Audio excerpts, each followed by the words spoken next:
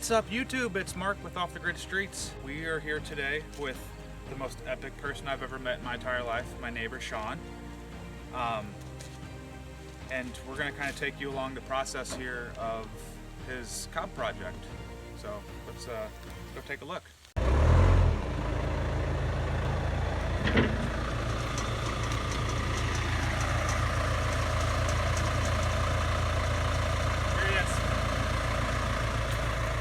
Oh, don't squirt, don't squirt, John.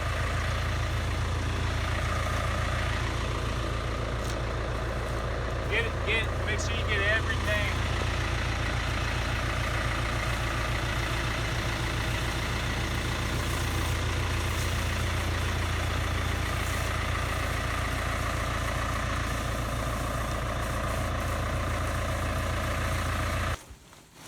All right, so materials to the cob house. Sean, let's introduce what you're working with.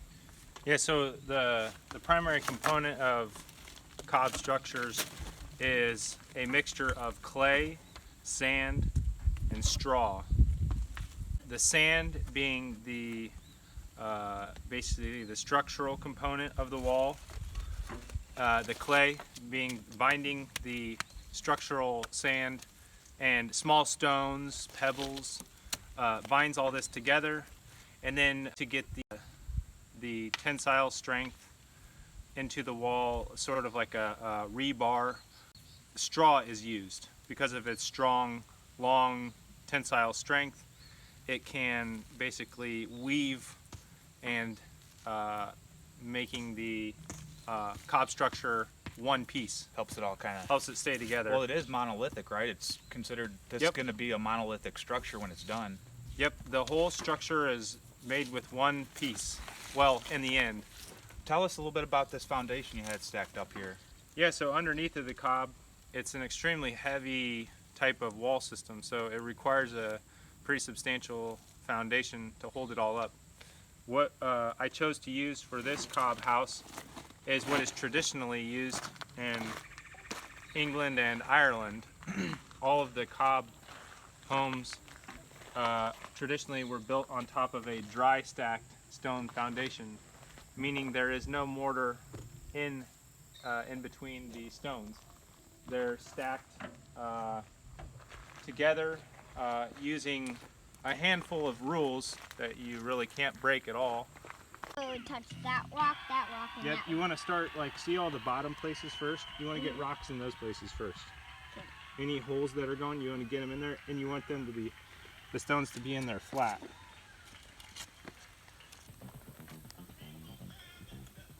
So like here's a hole right here.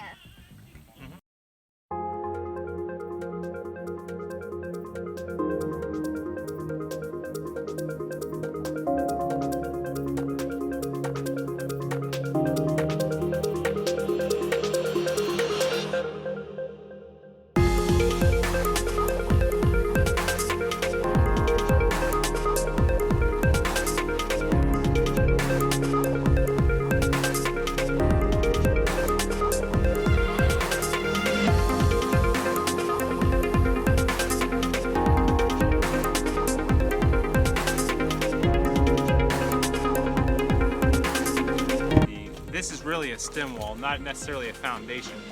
The foundation is really underneath of this stem wall.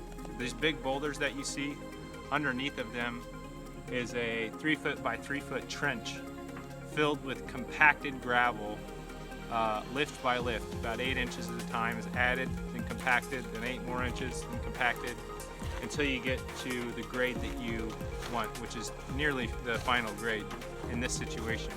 Then on top of that rubble trench foundation, the dry stone wall was erected.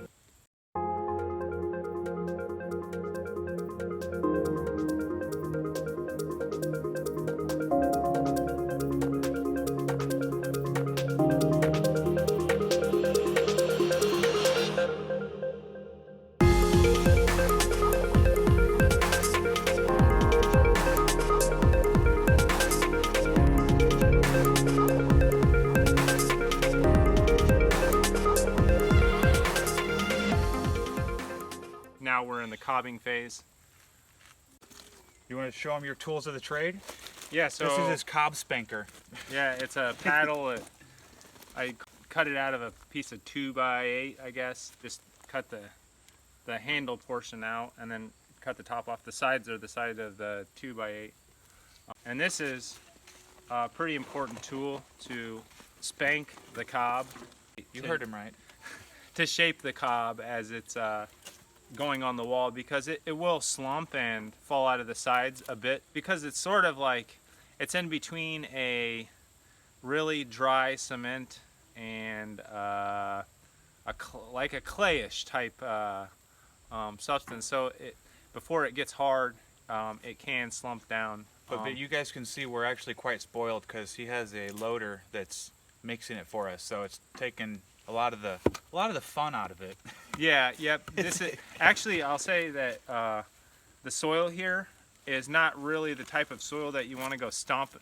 Like, this soil is full of very sharp stones and stuff. Yeah, and for any of you who don't know, we're actually in Southwest Missouri. Southwest Missouri. So Yep. yeah, we're a little north of Springfield.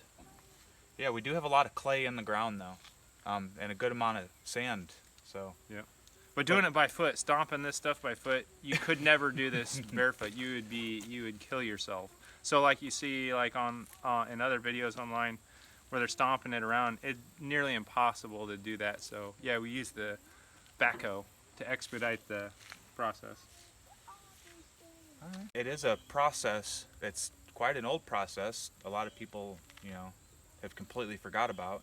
We're super stoked to, be invited along. We're gonna have a playlist on the entire build process. So we're gonna take it to the end, and we'll even show you guys the completed project.